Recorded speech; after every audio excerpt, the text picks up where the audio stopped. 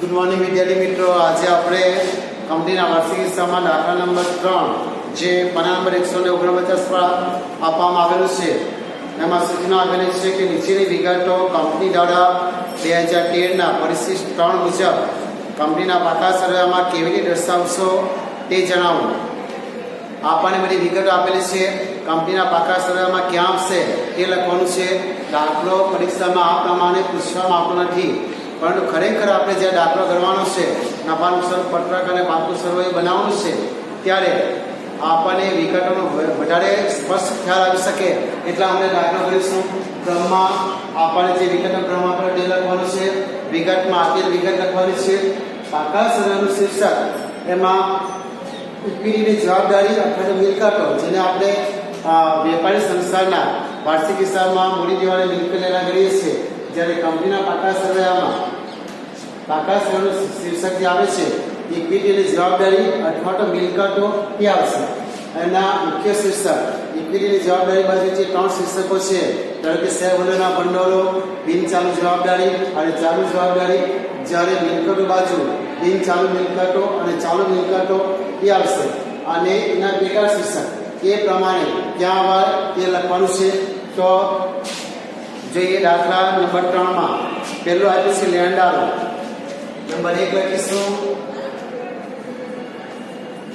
લેણદારો. સૌથી પહેલા તો વિદ્યાર્થી આપણે એ નક્કી કરવાનું કે લેણદારો ક્યાં આવશે. લેણદારો પાકા સરવાળામાં ઇક્વિટીની જવાબદારી બાજુ આવે કે મિલકતો આ બાજુ આવે. આપણને જે પણ વિગતો આપેલી છે સૌથી પહેલા વિગતના ખાનામાં લખીએ, પછી એ વિગતો ક્યાં આવશે, એટલે કે ઇક્વિટીની જવાબદારી બાજુ આવે કે મિલકતો બાજુ આવે તે લખવાનું. લેણદારો એ પાકા સરવાળાનું શીર્ષક, એમાં ઇક્વિટી અને જવાબદારી બાજુ આવશે. ઇક્વિટી અને જવાબદારી બાજુ એટલે કે જેને આપણે મૂડી દેવા તરીકે ઓળખીએ છીએ. હવે ઇક્વિટીની જવાબદારી બાજુ ક્યાં આવે? ઇક્વિટીની જવાબદારી બાજુ 3 શીર્ષક આવે. એમાં પહેલું શેરહોલ્ડરના ભંડોળ, બિન ચાલુ જવાબદારી અને ચાલુ જવાબદારી. તો લેણદારો એ કઈ જવાબદારી કહેવાય? ચાલુ જવાબદારી. લેણદારો શું કહેવાશે? ચાલુ જવાબદારી. હવે ચાલુ જવાબદારીમાં ક્યાં આવશે તે લખવાનું. ચાલુ જવાબદારીમાં લેણદારો એ વેપારી દેવા તરીકે લખાશે. લેણદારો અને દેવી મૂડી એ વેપારી દેવામાં આવે. ત્યાર પછી નંબર 2 આપેલું છે. નંબર 2 જામીનગીરી પ્રીમિયમ.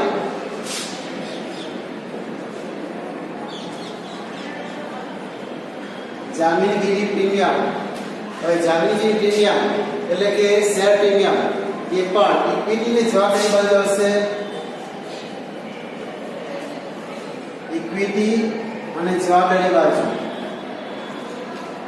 ઇક્વિટી અને જવાબદારી બાજુ ક્યાં આવશે? તો કે શેરહોલ્ડરના ભંડોળમાં. ક્યાં આવે?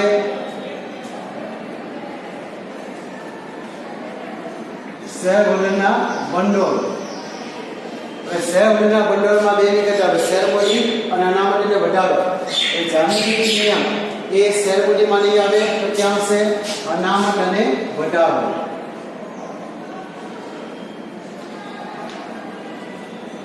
અનામત અને વધારો એ પેટા શીર્ષક હેઠળ દર્શાવવામાં આવે છે. ત્યાર પછી નંબર 3 આપ્યું છે બોન્ડ.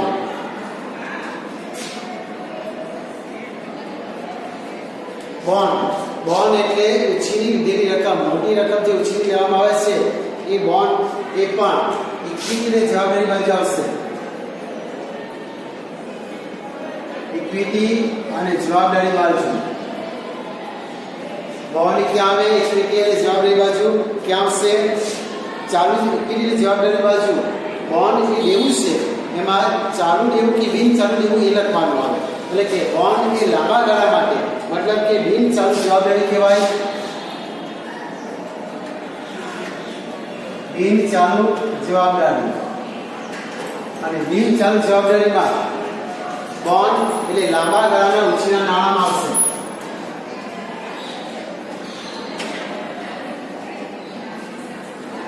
લાંબા ગાળાના ઉછીના નાણાં એમાં બોન્ડ આવશે. નંબર 4 આવે પાઘડી. ચારમાં આપેલું છે પાઘડી. પાઘડી એ દંડાની અદ્રશ્ય મિલકત છે, આપણને ખબર છે. એટલે પાઘડી આકાશનું શીર્ષક મિલકતો બાજુ આવે. ત્યાં આવશે મિલકતો બાજુ. પાઘડી મિલકતો બાજુ દર્શાવવામાં આવે. હવે મિલકતો બાજુ મુખ્ય શીર્ષક. મિલકતો બાજુ બે શીર્ષક બિન ચાલુ મિલકતો અને ચાલુ મિલકતો. પાઘડી એ લાંબા ગાળાની મિલકત છે, એટલે બિન ચાલુ મિલકતના શીર્ષક હેઠળ આવે. બિન ચાલુ મિલકત એ શીર્ષક હેઠળ એનું પેટા શીર્ષક કાયમી મિલકત. કાયમી મિલકત એમાં બે આવશે, દ્રશ્ય અને અદ્રશ્ય. એટલે પાઘડી અદ્રશ્ય મિલકત. પાઘડી અદ્રશ્ય મિલકત તરીકે દર્શાવવામાં આવે છે. Number 5 bank overdraft. 5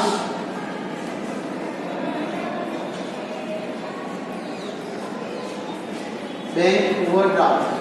bank overdraft દેવું છે, એટલે ઇક્વિટી અને જવાબદારી બાજુ આવે. ઇક્વિટી અને જવાબદારી બાજુ મુખ્ય શીર્ષક. ઇક્વિટીની જવાબદારી ત્રણ શીર્ષક. એમાં દેવું છે એટલે બિન ચાલુ જવાબદારી કે ચાલુ જવાબદારી. બેંક ઓવરડ્રાફ્ટ ટૂંકા સમયગાળા માટેનું છે, એટલે ચાલુ જવાબદારીના શીર્ષક હેઠળ દર્શાવાય. અને ચાલુ જવાબદારીમાં ટૂંકા સમયગાળા માટે, એટલે ટૂંકા ગાળાના ઉછીના લીધેલા નાણાં.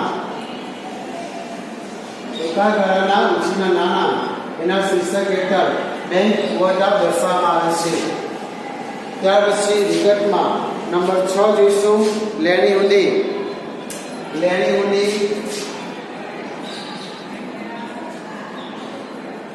લેણી ઊંડી મિલકતો બાજુ દર્શાવવામાં આવે છે. અને લેણી ઊંડી આખા શરણના શીર્ષકમાં લખીશું મિલકતો. મિલકતમાં મિલકત બાજુ જે બે શીર્ષક છે, બિન ચાલુ મિલકતો અને ચાલુ મિલકતો. લેણી ઊંડી એ ચાલુ મિલકતના શીર્ષક હેઠળ આવે.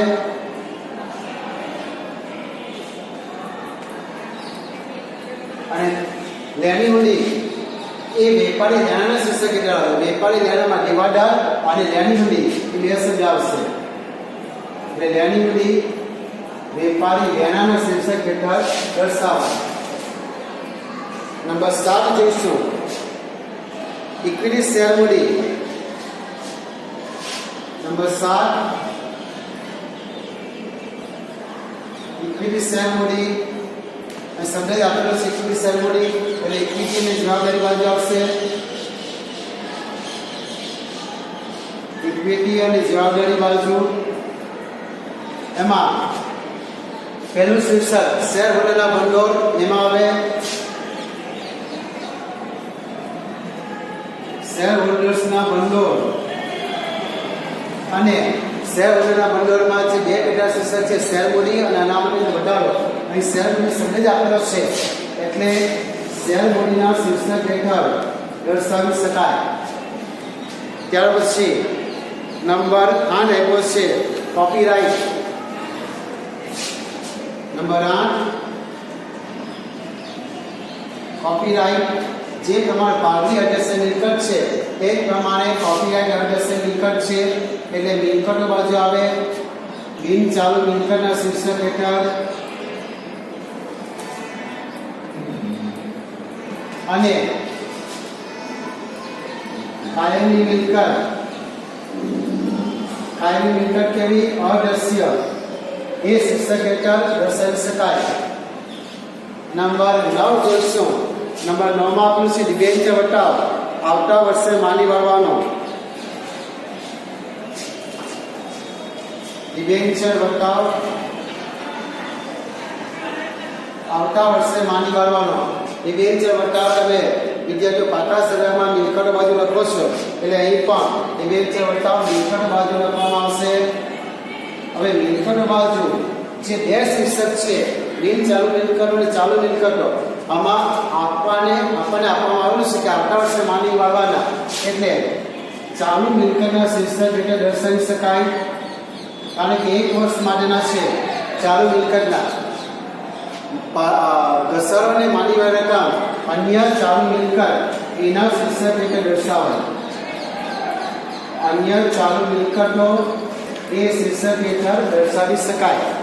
ત્યાર પછી અગાઉથી મળેલ હપ્તા નંબર 10 અગાઉથી મળેલ હપ્તા. અગાઉથી મળેલ હપ્તો એટલે કે કંપનીએ હજી હપ્તાની રકમ મંગાવી નથી તે પહેલા હપ્તાની રકમ મળી ગઈ એટલે ઇક્વિટીની જવાબદારી બાજુ આવશે દેવું છે એટલે ઇક્વિટી અને જવાબદારી બાજુ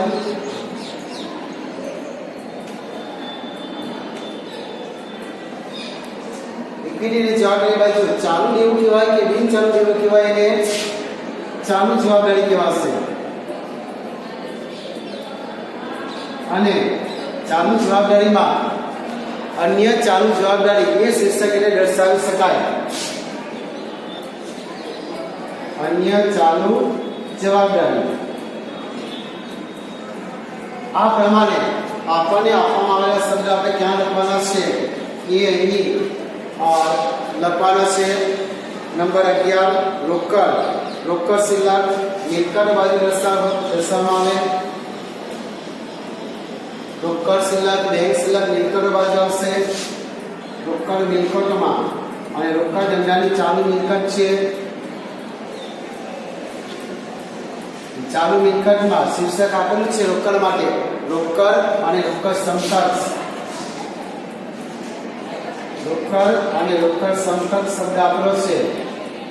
એમાં રોકડ શિલ્લક બેંક શિલ્લક છે ડ્રાફ્ટ એ બધું રોકડ અને રોકડ સમકક્ષમાં દર્શાવી શકાય. ત્યાર પછી number 12 provident fund.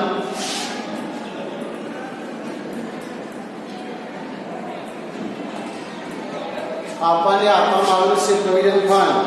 Provident fund લખાશે ઇક્વિટીની જવાબદારી બાજુ પ્રોવિડન્ટ ફંડ દેવું છે એટલે ઇક્વિટી અને જવાબદારી બાજુ આવશે.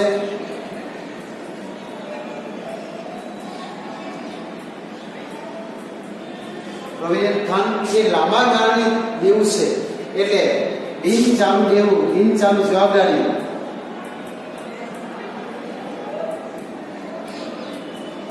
બિન ચાલુ જવાબદારી એના શીર્ષક હેઠળ લખવામાં આવે. પ્રોવિડન્ટ ફંડ એ લાંબા ગાળા માટેની છે એટલે બિન ચાલુ જવાબદારીમાં અને બિન ચાલુ જવાબદારીમાં ક્યાં આવશે લાંબા ગાળાની જોગવાઈ. પ્રોવિડન્ટ ફંડ એક પ્રકારની જોગવાઈ છે એટલે લાંબા ગાળાની જોગવાઈ હેઠળ દર્શાવી શકાય. ત્યાર પછી નંબર 13 ડિબેન્ચર.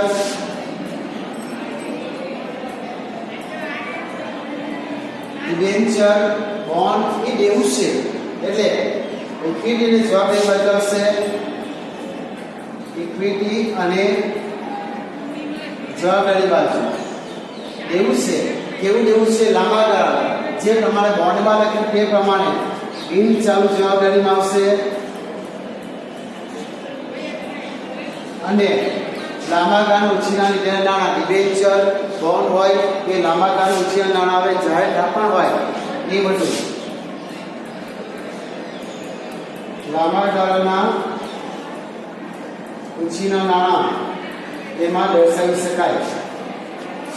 ત્યાર પછી આપણને આપવામાં આવે છે 14 ટ્રેડમાર્ક. ટ્રેડમાર્ક આગળી પછી કોપીરાઇટ. ટ્રેડમાર્ક એ અદ્રશ્ય મિલકત છે. અદ્રશ્ય મિલકત પાકા સરળ શીર્ષક મિલકતો બાજુ દર્શાવી શકાય અને મિલકતો બાજુ ટ્રેડમાર્ક બિન ચાલુ મિલકત લાંબા ગાળાની મિલકત છે એટલે બિન ચાલુ મિલકતમાં આવશે.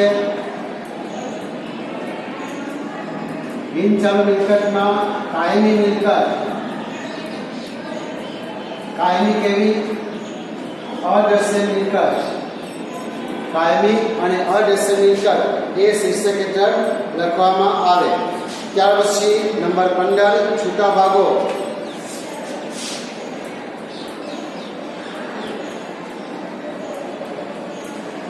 છૂટા સ્પેર પાર્ટ છૂટા ભાગો એ ધંધાની મિલકતો છે એટલે મિલકતો બાજુ દર્શાવવામાં આવે છે. મિલકતો બાજુ દર્શાવી શકાય. કેવી મિલકતો છે ચાલુ મિલકતો. ચાલુ મિલકતો કહેવાય અને ચાલુ મિલકતમાં જેનું પેટા શીર્ષક છે માલ સામગ્રી, એ માલ સામગ્રીમાં છૂટા ભાગ દર્શાવી શકાય. માલ સામગ્રીમાં છૂટા ભાગ, સ્પેર પાર્ટ, પછી આપણો સ્ટોક, એ બધું માલ સામગ્રીમાં આવે.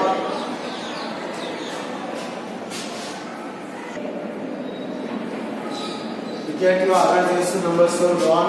આવતા વર્ષે ચૂકવવા પાત્ર દેવું છે એટલે ઇક્વિટી ની જવાબદારી બાજુ આવશે. ઇક્વિટી અને જવાબદારી બાજુ ટૂંકા ગાળાની છે, કારણ કે આવતા વર્ષે ચૂકવવાની છે એટલે ચાલુ જવાબદારી અને લોન અન્ય ચાલુ જવાબદારીના શીર્ષક હેઠળ આવે. અન્ય ચાલુ જવાબદારી. ત્યાર પછી દેવી બુદ્ધિ દેવું છે એટલે આવશે ઇક્વિટી અને જવાબદારી બાજુ.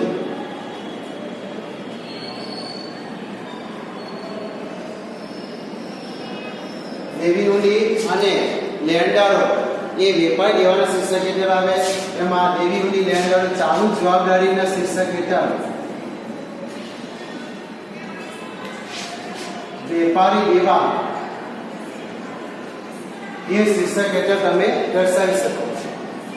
ત્યાર પછી સામાન્ય અનામત, નફામાંથી અલગ રાખેલી રકમ સામાન્ય અનામત એ પણ ઇક્વિટી અને જવાબદારી બાજુ દર્શાવી શકાય. ઇક્વિટી અને જવાબદારી બાજુ ક્યાં આવશે? સામાન્ય અનામત એટલે વધારાના શીર્ષક હેઠળ, એટલે કે મુખ્ય શીર્ષક શેર હોલ્ડરના ભંડોળ,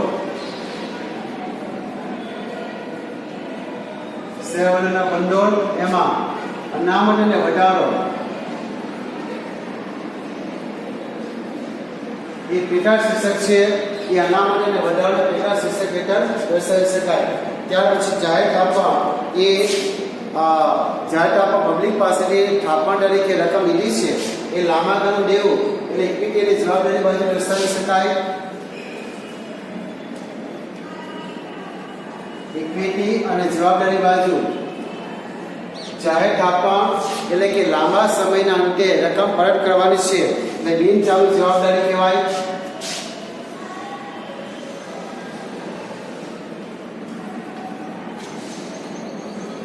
અને બિન ચાલુ જવાબદારીમાં લાંબા ગાળાના ઉછીના લીધેલા નાણાં,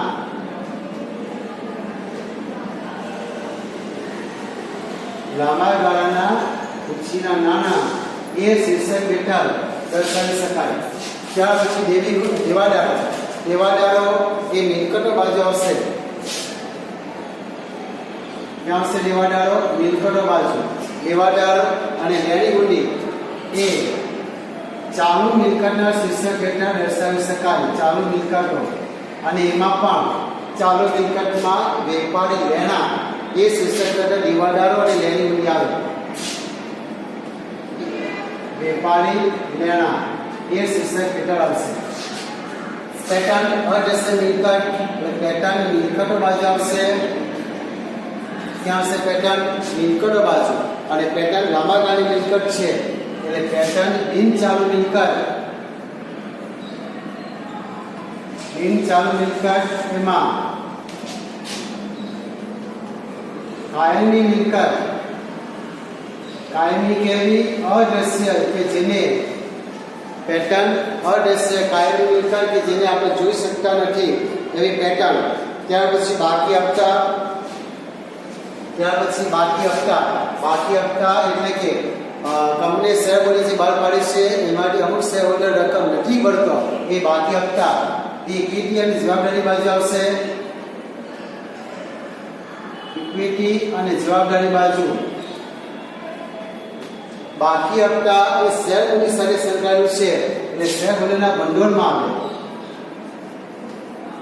શેર હોલ્ડરના ભંડોળ અને એમાં પણ જે શેર મૂડી ભરપાઈ થઈ છે શેર મૂડી એમાંથી રકમ નથી મળી એટલે શેર મૂડીમાંથી બાદ થાય. શેર મૂડીમાંથી બાદ બાકી હપ્તા હોય અથવા તો શેર જપ્તી હોય એ શેર મૂડીમાં આવશે. ત્યાર પછી ડિબેન્ચર પરત નીતિના રોકાણો રોકાણો પાકા સરવૈયામાં મિલકત બાજુ દર્શાવવામાં આવે. રોકાણો ક્યાં આવે? પાકા સરવૈયામાં મિલકતો બાજુ. અને મિલકતો બાજુ રોકાણો નિવેન્ચર પરત નીતિના રોકાણો નિવેન્ચરની રકમ જ્યારે પરત કરવાની છે ત્યારે સમયસર જે રકમ પરત કરી શકાય એટલા માટે રોકાણ કરેલું હોય એટલે કે બિન ચાલુ મિલકતો. એવી મિલકત આવે બિન ચાલુ મિલકતો. બિન ચાલુ મિલકતમાં બિન ચાલુ રોકાણો એ શીર્ષક હેઠળ દર્શાવી શકાય.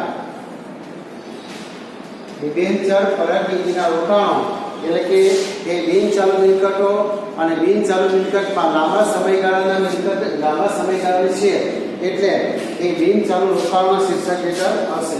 ત્યાર પછી આવશે સ્ટોર્સ અને છૂટા ભાગો. છૂટા ભાગ માલ સામગ્રી એ બધી મિલકત કહેવાશે. એટલે પાકા સરવૈયામાં મિલકત બાજુ દર્શાવી શકાય. મિલકત બાજુ ચાલુ મિલકત છૂટા ભાગની જરૂર એ પડે છે એટલે ચાલુ મિલકતને શીર્ષક હેઠળ આવે. અને ચાલુ મિલકતમાં માલ સામગ્રી એ શીર્ષક હેઠળ દર્શાવી શકાય. છૂટા ભાગો એ માલ સામગ્રીના શીર્ષક હેઠળ દર્શાવી શકાય. ત્યાર પછી છે લાયસન્સ. લાયસન્સ પાગડી patent trademark copyright licence franchise આ બધી અદેશ્ય મિલકત છે એટલે મિલકત બાજુ દર્શાવી શકાય. અને મિલકત બાજુ બિન ચાલુ મિલકત એ શીર્ષક હેઠળ આવે. લાંબા ગાળાની મિલકત છે. લાંબા ગાળાની મિલકત એટલે બિન ચાલુ મિલકત. અને બિન ચાલુ મિલકતમાં કેવી મિલકત? કાયમી. લાંબા ગાળાની એટલે કાયમી મિલકત અને અદશ્ય જેને જોઈ ન શકાય એવી અદશ્ય મિલકત છે. ત્યાર પછી આપણે છે આખર સ્ટોક. આખર સ્ટોક એ ધંધા માટે મિલકત કહેવાય અને મિલકત બાજુ દર્શાવવામાં આવે છે. આખર સ્ટોક એ ચાલુ મિલકતના શીર્ષક હેઠળ આવે. ચાલુ મિલકતોના શીર્ષક હેઠળ દર્શાવી શકાય. અને આખર સ્ટોક એ માલ સામગ્રીમાં આવે. સ્ટોર્સ છૂટા ભાગ અને આખર સ્ટોક એ માલ સામગ્રીના શીર્ષકમાં આવે. આખર સ્ટોક એ માલ સામગ્રીના શીર્ષકમાં આવશે. ત્યાર પછી બેંક સિલક. બેંક સિલક રોકડ સિલક એ ધંધાની મિલકત ગણાય છે એટલે મિલકતોના શીર્ષક હેઠળ આવે. બેંક સિલક ધંધાની ચાલુ મિલકત છે એટલે એનું મુખ્ય શીર્ષક ચાલુ મિલકતોના શીર્ષક હેઠળ આવે. ચાલુ મિલકતમાં રોકડ અને રોકડ સમકક્ષ એમાં રોકડ સિલક બેંક સિલક ચેક ડ્રાફ્ટ એ રોકડ અને રોકડ સમકક્ષ એ શીર્ષક હેઠળ આવી શકે. બેંક સિલક. ત્યાર પછી નફા નુકસાન ખાતાનો વધારો. નફા નુકસાન ખાતું બંધ કરવામાં આવે અને એનો જે નફો આપણે મૂડીમાં પ્લસ કરીએ છીએ એટલે ઇક્વિટી અને જવાબદારી બાજુ આવશે. ઇક્વિટી અને જવાબદારી બાજુ એમાં પણ કે આવે શેર હોલ્ડરના ભંડોળમાં. શેર હોલ્ડરના ભંડોળ અને અનામત અને વધારોના શીર્ષક હેઠળ આવે. નફા નુકસાન ખાતાનો વધારો એનો મતલબ એ થાય કે ચાલુ વર્ષે જે નફો મળ્યો છે એ નફા નુકસાન ખાતાનો વધારો. ત્યાર પછી વીજળી કંપનીમાં ડિપોઝિટ. વીજળી કંપનીમાં ડિપોઝિટ આપી હોય એ મિલકતોમાં આવે. મિલકત બાજુ જ્યારે આપણે આપણા કારખાનાનું કંપનીનું મીટર કંપનીને આ વીજળી કંપની રિટર્ન કરીએ ત્યારે રકમ પરત કરે છે એટલે બિન ચાલુ મિલકતના શીર્ષક હેઠળ આવે. બિન ચાલુ મિલકતના શીર્ષક હેઠળ આવે. એમાં લાંબા ગાળાની લોન અને ધિરાણ.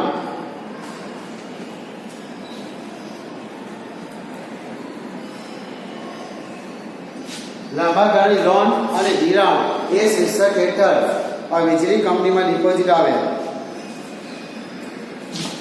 ત્યાર પછી છેલ્લો પ્રેફરન્સ શેર પરત પ્રીમિયમ. પ્રેફરન્સ શેરની રકમ પરત કરવાની છે એ પરત કરવાની સમયસર પરત કરી શકાય એટલા માટે પ્રેફરન્સ શેર પરત પ્રીમિયમ. ઇક્વિટી અને જવાબદારી બાજુ આવશે. ઇક્વિટી અને જવાબદારી બાજુ પ્રેફરન્સ શેર એ લાંબા સમયગાળાનો છે એટલે બિન ચાલુ જવાબદારી ડબલ શેર એ લાંબા ગાળાની છે એટલે બિન ચાલુ જવાબદારીમાં શીર્ષક હેઠળ આવે કે બિન ચાલુ જવાબદારીમાં અન્ય લાંબા ગાળાની જવાબદારી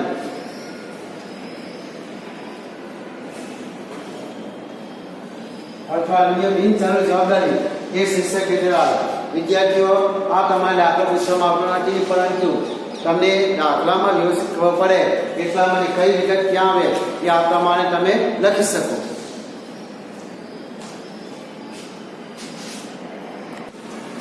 વિદ્યાર્થી મિત્રો, સ્વાધ્યાયમાં દાખલા નંબર 4 જોઈએ.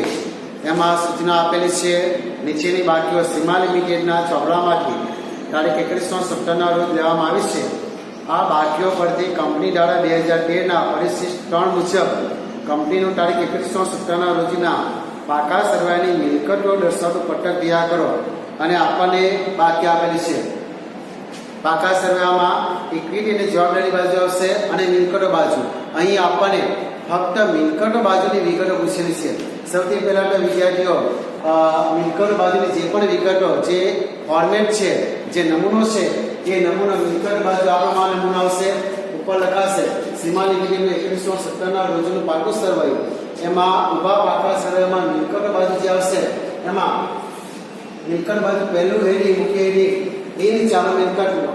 બિન ચાલુ મિલકતમાં કાયમી મિલકત આવે, કાયમી મિલકત દ્રશ્ય અને અદ્રશ્ય. બીજું બિન ચાલુ રોકાણ આવશે. ત્રીજું લાંબા ગાળાની લોન અને દેણા આવે. અને ચોથું અન્ય બિન ચાલુ મિલકતો. બિન ચાલુ મિલકતમાં આ 4 આવશે. બીજું હેડિંગ આવે ચાલુ મિલકતો.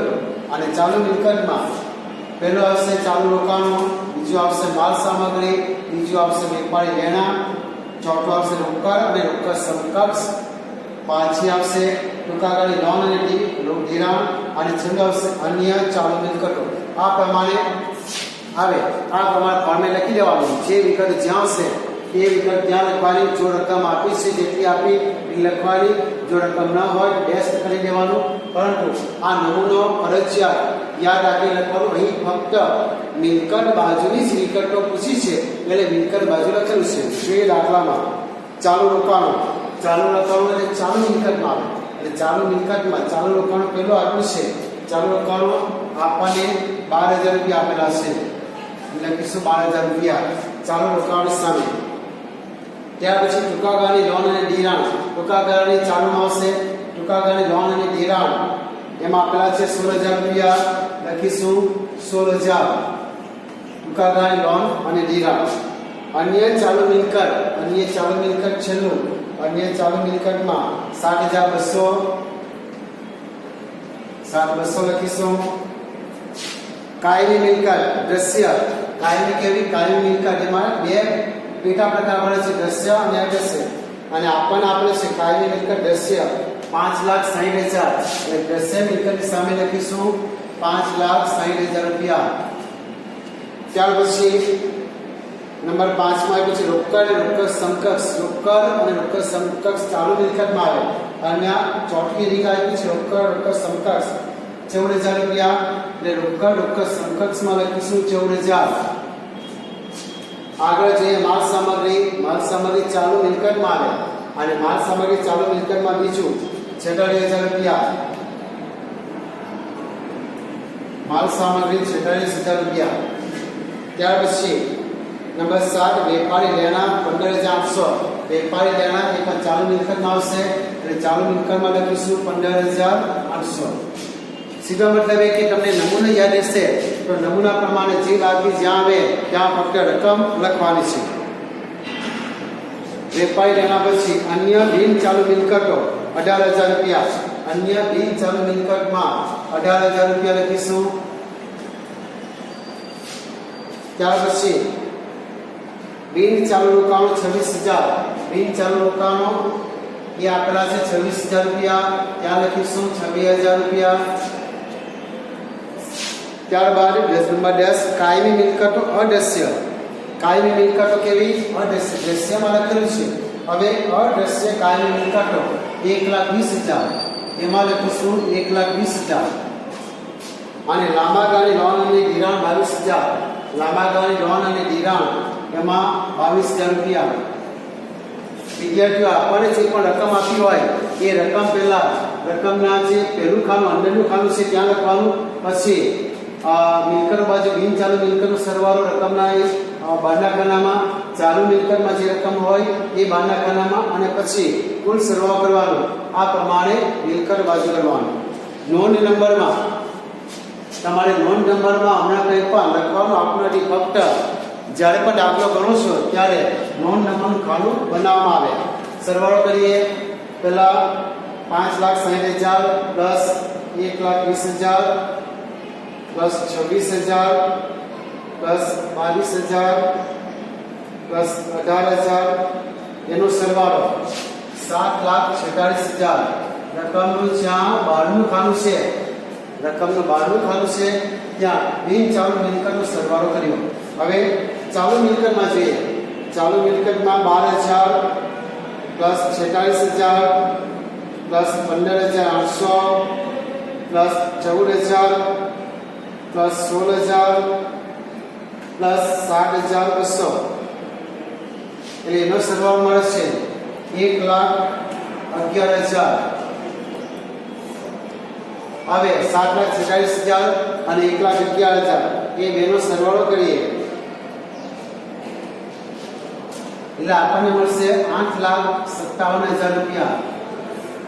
8,57,000 રૂપિયા વિગતમાં લખાય કુલ અથવા કુલ સરવાળો 8,57,000 રૂપિયા. આ પ્રમાણે મિલકત બાજુની વિગતો એ રકમને ધ્યાનમાં રાખીને આપણે મિલકત બાજુની વિગત એ ચોક્કસ ફોર્મેટમાં રકમ પ્રમાણે લખી શકીએ.